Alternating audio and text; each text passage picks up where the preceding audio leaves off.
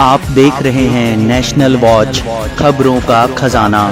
नमस्कार दोस्तों, micro finance association of Uttar Pradesh ने आज राजधानी लखनऊ में बहुत धूमधाम से अपना 10वां स्थापना दिवस मनाया। इस समारोह का उद्घाटन मुख्य अतिथि कुंवर ब्रजेश सिंह, जो कि राज्य मंत्री हैं लोक निर्माण विभाग, ने वीडियो कॉन्फ्रेंसिंग के माध्यम से किया। आज इस मौके पर बहुत सारे वक्ता मौजूद थे और इस बात पर मंथन किया गया कि मुद्रा योजना के सहयोग से micro finance sector Uttar Pradesh की $1 खरब इकोनॉमी में कैसे सहयोग करेगा।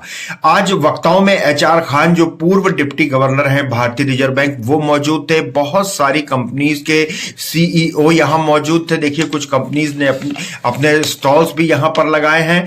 हम बात करेंगे उपमा के CEO सुधीर सिन्हा जी और अन्य लोगों से, और इस कार्यक्रम की पूरी जानकारी लेने की कोशिश करेंगे, क्योंकि 250 से ज्यादा लोगों ने इस पूरे आयोजन में भाग लिया और उत्तर प्रदेश की इकोनॉमी में ये एक मील का पत्थर स्थापित हो सकता है।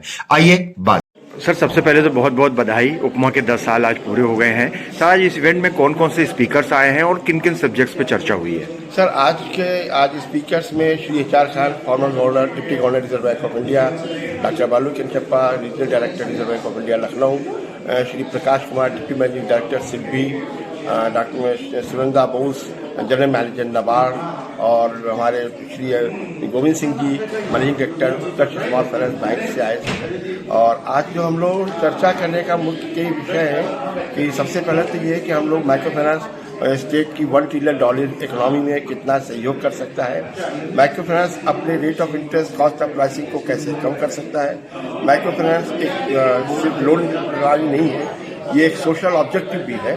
इस सोशल ऑब्जेक्टिव को अचीव करने में हमारी अपॉर्चुनिटीज़ क्या क्या हैं, चैलेंजेस क्या क्या हैं, उनको हम कैसे पार पा सकते हैं, उस पर है।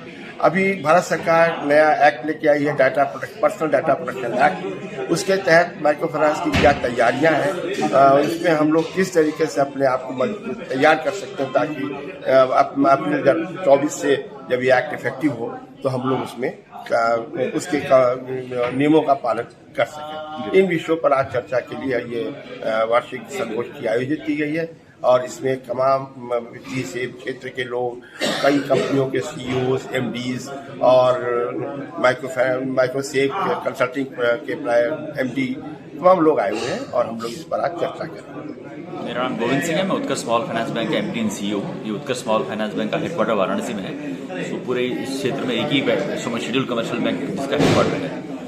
हमने 2017 में स्टार्ट किया था काम as an small finance bank.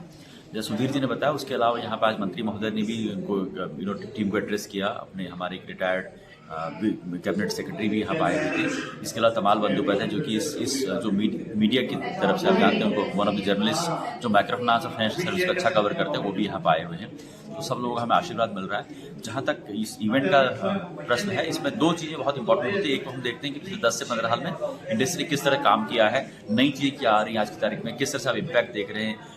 नए प्लेयर्स भी आ रहे हैं आज की तारीख में, जो इंडस्ट्री का साइज अगर बढ़ रहा है आज की तारीख में, और जो कन्वेंशनल प्लेयर्स हैं उनके अलावा नए प्लेयर्स भी आ रहे हैं। तो देखते हैं कि किस तरह से चीज़ें बढ़ रही हैं, टेक्नोलॉजी का बहुत सारा इस्तेमाल हो रहा है, और साथ में ये भी देखते हैं कि आने अगले 5 से 10 साल में किस तरह से यहाँ से हम आगे बढ़ेंगे। क्योंकि अभी आज से 10 से 15 साल पहले माइक्रो फाइनेंस मेन स्ट्रीम नहीं था, एक एक्टिविटी होती थी, लेकिन अभी मेन स्ट्रीम है। किसी भी और एक्टिविटी की तरह इसका भी मेन स्ट्रीमिंग है। बहुत सारे लिस्टेड कंपनी हो गई हैं, बहुत सारे लिस्टेड स्मॉल फाइनेंस बैंक है जो कि माइक्रो फाइनेंस पर ज़्यादा काम कर रहे हैं। और क्योंकि नए जब प्लेयर आते हैं तो उनका काम करने का तरीका काफी डिफरेंट हो सकता है। तो सभी लोग ये देख रहे हैं आज से अगले आने वाले 5 से 10 साल में हम किस तरह से इसको, इसी मुहिम को आगे बढ़ाएं, इम्पैक्ट को कैसे बढ़ाएं, जो वुमेन एम्पावरमेंट वाला पोर्शन उससे कैसे आगे बढ़ें।